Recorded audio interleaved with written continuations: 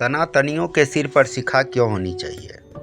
सिर के पिछले हिस्सा में शिखा रखने की परंपरा भारत में सदियों पुरानी है। आज भी सनातन परंपरा को मानने वाले बहुत से लोग अपने सिर पर शिखा धारण करना पसंद करते हैं। आइए आपको बताते हैं कि इसके पीछे का वैज्ञानिक कारण क्या है, क्यों रखना चाहिए शिखा। शिखा रखने के पीछे का विज्ञान। मस्तिष्क के सबसे अहम हिस्से को सुरक्षित और गर्म रखने के लिए रखी जाती है शिखा। सुषुम्ना नाड़ी सुरक्षित रखती है शिखा। शिखा रखने से ज्ञान और बल की होती है प्राप्ति। मानव खोपड़ी के पीछे के अंदरूनी भाग को संस्कृत में मेरुशीर्ष और अंग्रेजी में मेडुला ऑब्लोंगाटा कहते हैं। इसे मनुष्य के शरीर का सबसे ज्यादा संवेदनशील हिस्सा माना जाता है। मेरुदंड की शिराएं यहीं पर मस्तिष्क से जुड़ती है। यह हिस्सा इतना संवेदनशील है कि मानव खोपड़ी के इस भाग का कोई ऑपरेशन नहीं हो सकता। प्राचीन परंपराओं के मुताबिक देह में ब्रह्मांडीय ऊर्जा का प्रवेश यहीं से होता है। भूमध्य में आज्ञा इस चक्र का प्रतिबिंब है, यानी आज्ञा चक्र दोनों भौहों के बीच का हिस्सा के ठीक पीछे खोपड़ी का हिस्सा मेरुशीर्ष कहा जाता है। योगियों को नाद की ध्वनि भी यहीं सुनाई देती है। सिर का यह हिस्सा ग्राहक यंत्र रिसीवर का काम करता है, इसीलिए शिखा रखने की प्रथा बनाई गई, जो कि रिसीविंग एंटीना का कार्य करती है। शिखा धारण करने से यह भाग अधिक संवेदनशील हो जाता है। योग और अध्यात्म को समझते हुए जब आधुनिक प्रयोगशालाओं में शोध कार्य किया गया तो चोटी के विषय में बड़े ही महत्वपूर्ण और रोचक वैज्ञानिक तथ्य निकलकर सामने आए। असल में जिस स्थान पर शिखा यानी कि चोटी रखने की परंपरा है, वहां पर सिर के बीचों बीच सुषुम्ना नाड़ी का स्थान होता है, यानी आज्ञा चक्र और मेरुशीर्ष के बीच एक रेखा खींची जाए तो उसके ठीक बीच में सुषुम्ना नाड़ी का स्थान होता है, खोपड़ी के अंदर और शरीर के बीचों बीच। शरीर विज्ञान यह सिद्ध कर चुका है कि सुषुम्ना नाड़ी इंसान के हर तरह के विकास में बड़ी ही महत्वपूर्ण भूमिका निभाती है। शिखा रखने की परंपरा सुषुम्ना नाड़ी को हानिकारक प्रभावों से तो बचाती ही है, साथ में ब्रह्मांड से आने वाले सकारात्मक तथा आध्यात्मिक विचारों को ग्रहण भी करती है।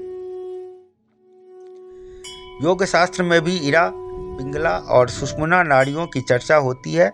इनमें सुषुम्ना सबसे अहम है, क्योंकि यह ज्ञान और क्रियाशीलता की नाड़ी मानी जाती है। यह मेरुदंड स्पाइनल कॉर्ड से होकर मस्तिष्क तक पहुंचती है। इस नाड़ी के मस्तिष्क में मिलने के स्थान पर शिखा बांधी जाती है।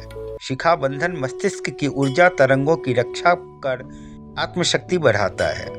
जिस जगह शिखा यानी कि चोटी रखी जाती है, यह शरीर के अंगों, बुद्धि और मन को नियंत्रित रखने का स्थान भी है। शिखा मस्तिष्क के संतुलन का भी बहुत बड़ा कारक है।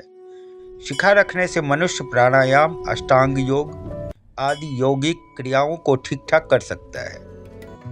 शिखा रखने से मनुष्य की नेत्र ज्योति सुरक्षित रहती है। शिखा रखने से मनुष्य स्वस्थ, बलिष्ठ, तेजस्वी और दीर्घायु होते हैं। यजुर्वेद में शिखा को इंद्र योनि कहा गया है। ब्रह्मरंध्र ज्ञान, क्रिया और इच्छा इन तीनों शक्तियों की त्रिवेणी है। यह मस्तिष्क के अन्य भागों की अपेक्षा ब्रह्मरंध्र को अधिक ठंडा रखा जाता है। बाहर ठंडी पड़ने पर शिखा रूपी केश राशि आपके ब्रह्मरंध्र में पर्याप्त गर्मी बनाए रखती है।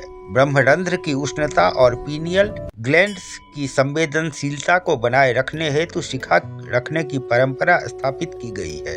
पूजा पाठ के समय शिखा में गांठ लगाकर रखने से मस्तिष्क में संकलित ऊर्जा तरंगे बाहर नहीं निकल पाती है।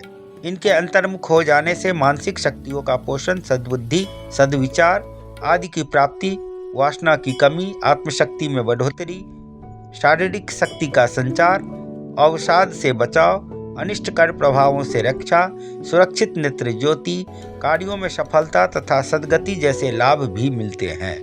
संध्या विधि में संध्या से पूर्व गायत्री मंत्र के साथ शिखा बंधन का विधान है। इसके पीछे एक संकल्प और प्रार्थना है।